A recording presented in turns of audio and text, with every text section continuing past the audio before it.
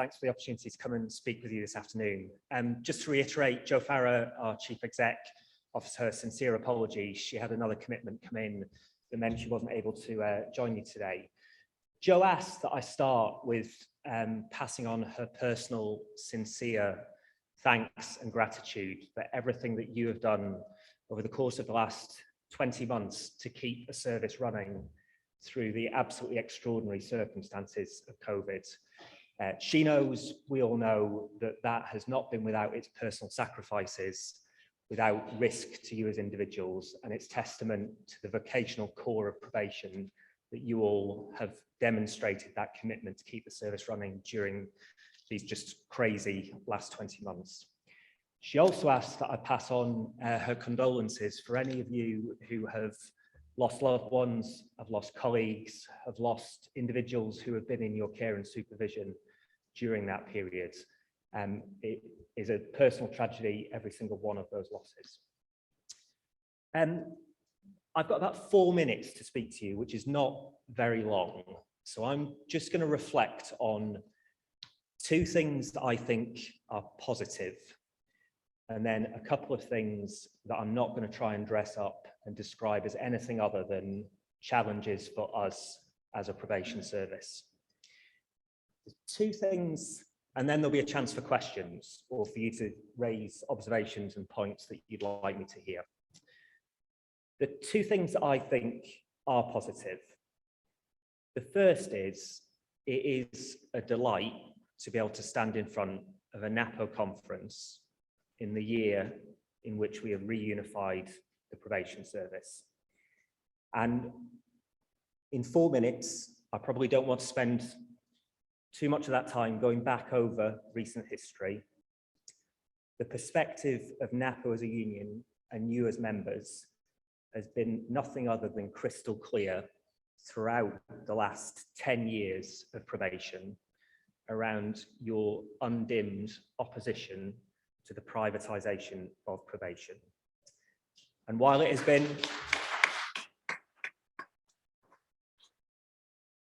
been a very complex process to ultimately work out what the right thing to do was, following some of the challenges that we had with community rehabilitation companies, I think it is absolutely fair to say that as a union and your national officials, you should feel a sense of pride at helping influence government policy.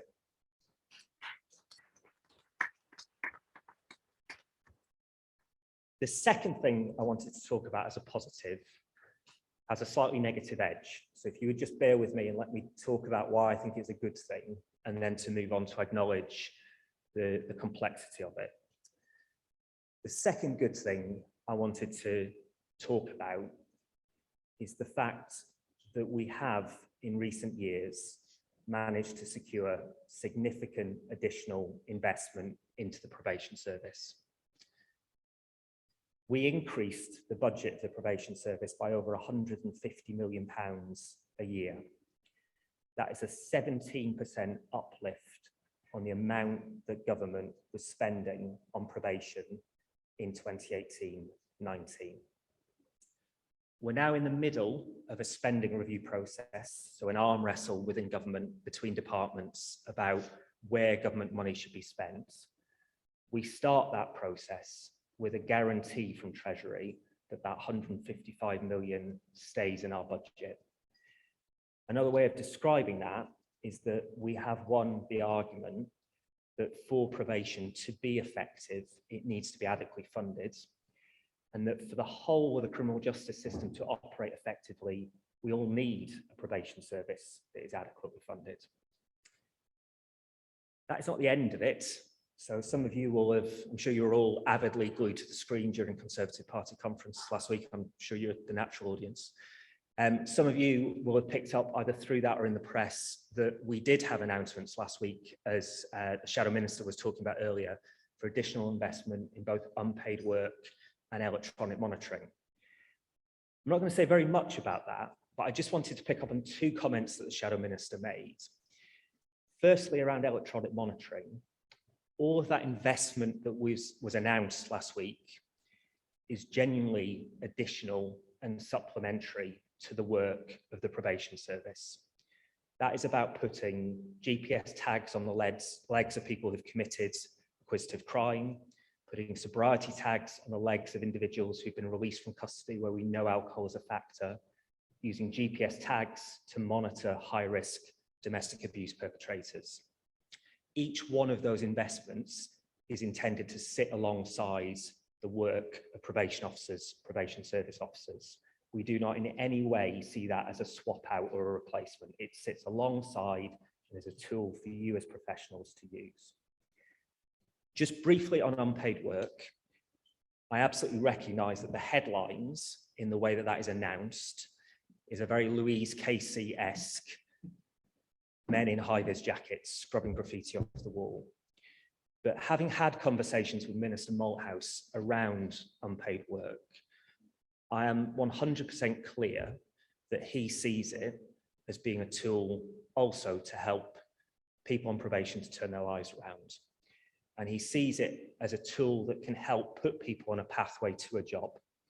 So please do look beyond that immediate, easy Daily Mail headline and believe that there is a kind of a richness about the ambition of politicians around unpaid work. Now to move on to the stuff that is less positive. So I throw around these really big numbers, 155 million, 93 million, 183 million on electronic monitoring. And every time I say those numbers, I have no doubt that if you are, well, for everybody in this room, you immediately do the, well, what about pay?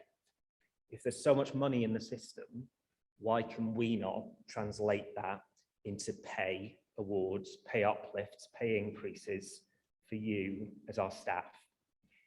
If I'm stood here, I think, if I'm stood here willing to say, you've done an amazing job during COVID, we've got a once in a generation investment in the probation service, why cannot we turn that into pay? It is not in any way due to a lack of representation, argument, vehement exposition by your national officials.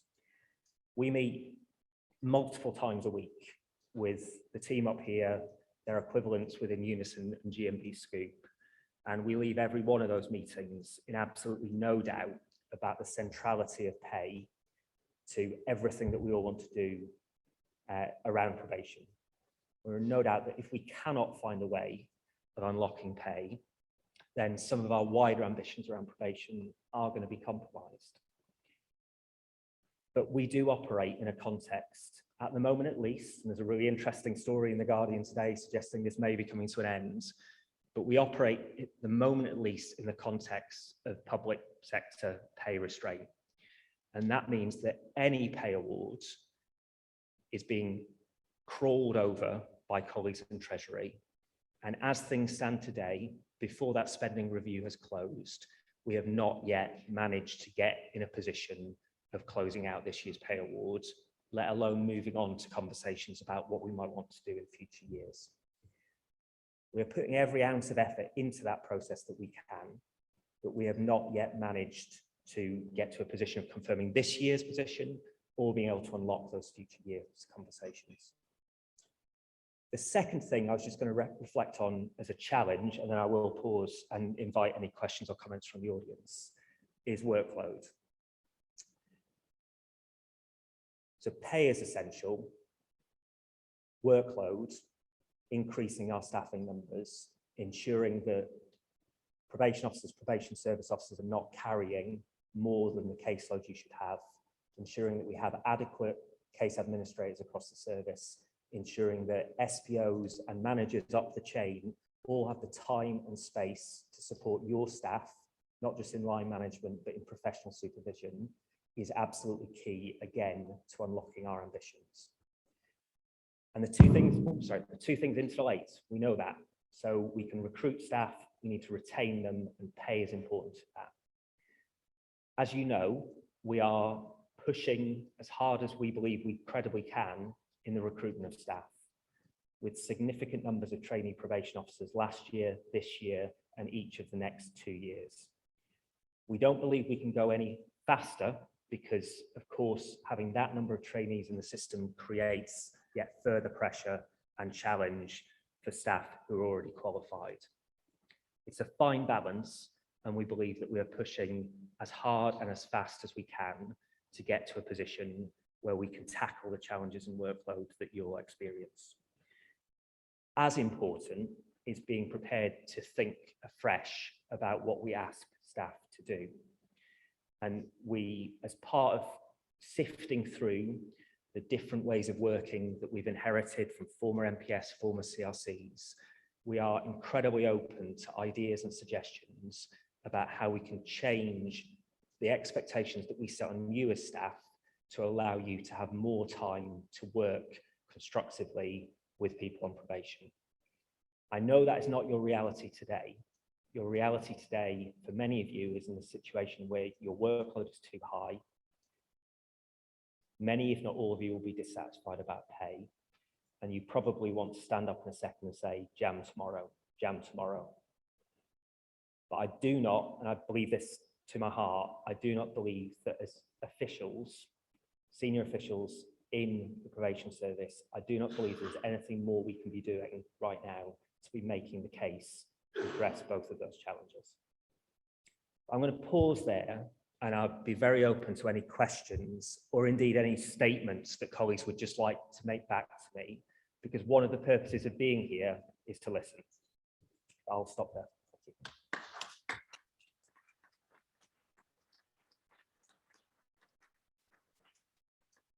We do have some questions. Would you like to first speak? Would you please say your name and your branch? Thank you. Sorry, I'm on mute. Dave Bellingham, East Midlands branch. Jim, very nice to have you here. Sorry Jo couldn't find space to join us on Zoom or whatever. Maybe she was a bit frightened of some of the feedback she might get from us, because since 2014, we have been having more and more issues. So it's 7 years now, the state of the probation service has deteriorated. I don't know why people have been given gongs for overseeing a service that's gone downhill, because it just has. And it's all very well talking about pay and workloads, but we've been talking about this since 2014 and nothing's happened. All we've had is more bureaucracy, more forms, bigger oasis, bigger, and you know exactly what you can do to make our job better. People up there must know, or they're living in a different world. You have to get rid of all this rubbish. Let's go back. I mean, I'm coming up to 40 years and only in the service, 39 years and something like that. We did part A, B's and C's. Who remembers those? That's all we need to do our job. The rest of the time we should be there with people. We spent earlier on after dinner talking about reflecting, spending time with our clients, etc., etc. We can't do that. We can't sit down and reflect and talk about and read books and God knows what else. We really do need to get rid of all that rubbish that we have to do, which is pointless, absolutely pointless, most of it. So that's my message.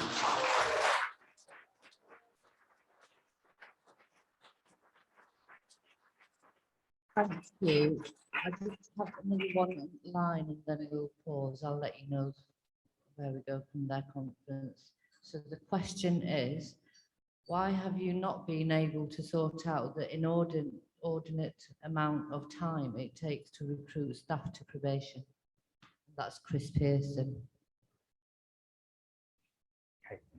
Sorry, format-wise. So you've got questions and we've got questions from the floor. Yeah, just going to do two, Jim, and then we'll. Okay, that's absolutely fine. So I think rubbish is quite strong a word for processes that have been put in place for reasons. Well, so I'd push back slightly. So they are for us, aren't they? In the sense they've been introduced for reasons, quite often in response to specific events, about trying to improve rigor, improve documentation, improve audit trails around decision making. And so often that documentation and audit trail is important.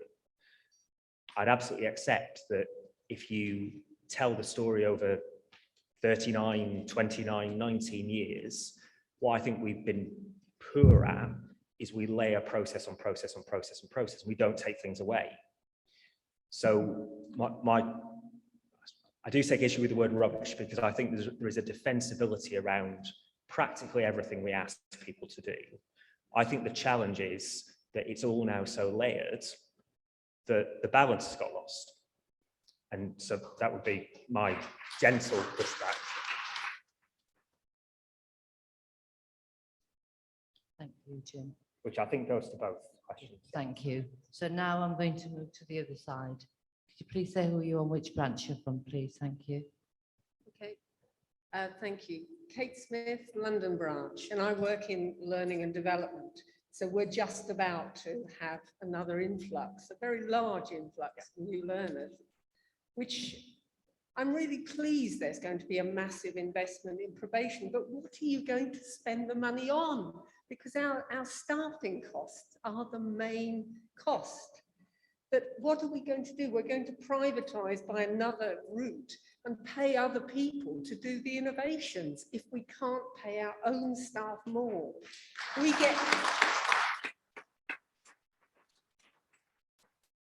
get incredibly dispirited in our teams because we bring people in, we train them, we talk to them about values, we talk to them about equality, we engender what is the probation spirit, and they leave because they can get more money elsewhere.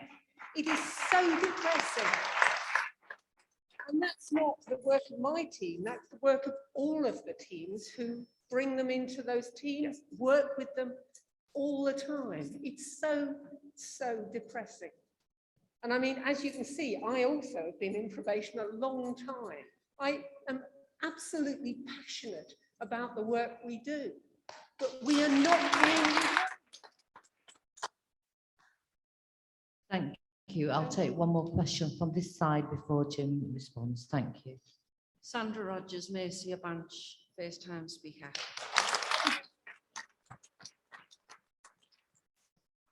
I haven't got a question, I just want to tell you something. I work in Warwickshire, I've been in the service a long time, and I'm a mental health ally. And the support that is given to PQIPs has been a major issue. I have PQIPs calling me all the time, sobbing, telling me that they've never experienced mental health issues before in their life, and now they're having a mental health breakdown. And that this isn't the job that they signed up for. And I've seen people leave, lots of PQIPs leave, or want to leave, or are looking to leave. And I don't really know many PQIPs that are going to stay, because they're looking at the colleagues, seeing how overwhelmed and burnt out they are. And another issue is, in Warwickshire, our PQIPs don't have mentors like they used to. So they're looking around, who do I ask a question of my colleagues, knowing that they're 178, 130% over their workloads, so won't ask a question. And I just wanted to let you know that although you're recruiting staff, we're not even retraining, we're not even retaining the PQIPs.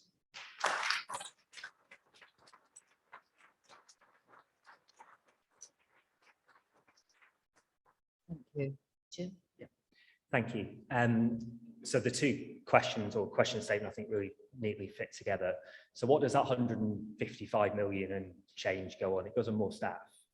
And I absolutely understand and hear that the message from conference would be more staff, great, but we also need better pay for the staff who are in the service. But it goes on more staff. To the point around privatisation, so this time last year when we had CRCs, about 4.5 in every £10 we spent on probation went to those CRCs, went to mainly private sector organisations.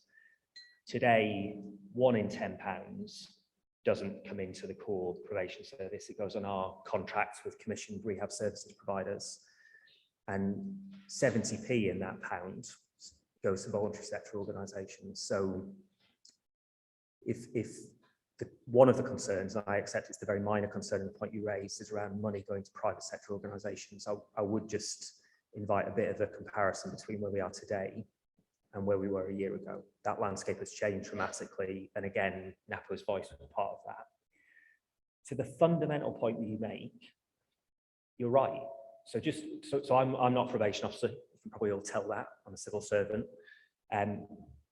Whether you're thinking about it from the perspective of the service, or you're thinking of it from a straightforward economic perspective, it makes no sense to spend money on recruiting and training somebody for that person to walk. It makes no sense at all. It's illogical.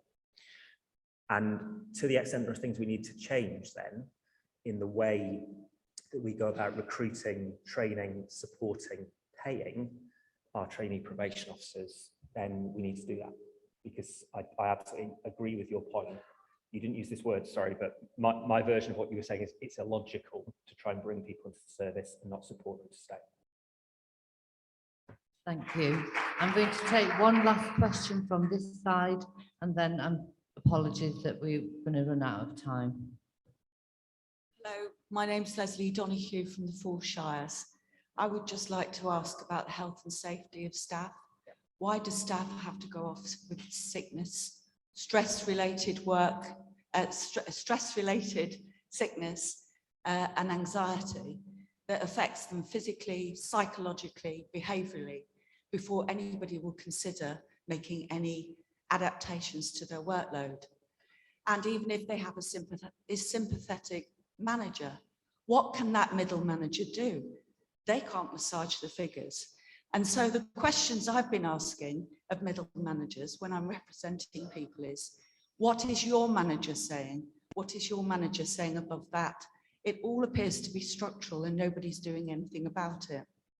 So I really hope that you take that away, because what you've got is a workforce who are going off sick with illnesses which were preventable and foreseeable.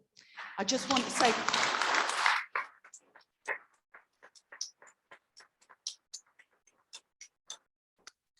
I just want to make a quick note about the forms.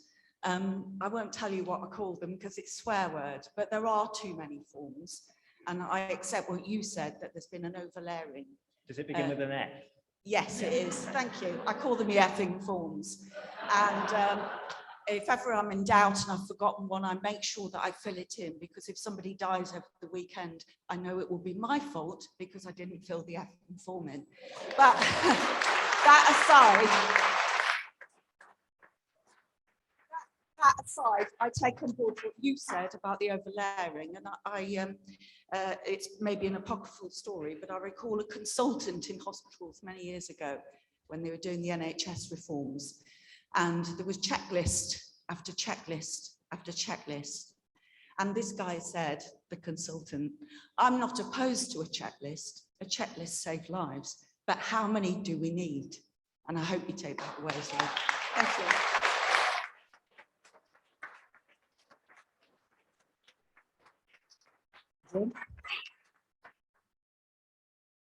No, we're not taking any more questions. I apologise. Sorry, can I just challenge that decision? Because there's clearly a lot of people that have got questions that they'd like to put.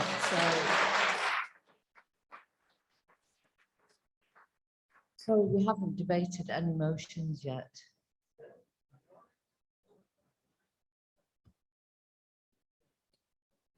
Jim? So to answer the question from the lady over there, so nobody should be in a position where the only way they can get help at work is to go off sick. That should just not be happening. I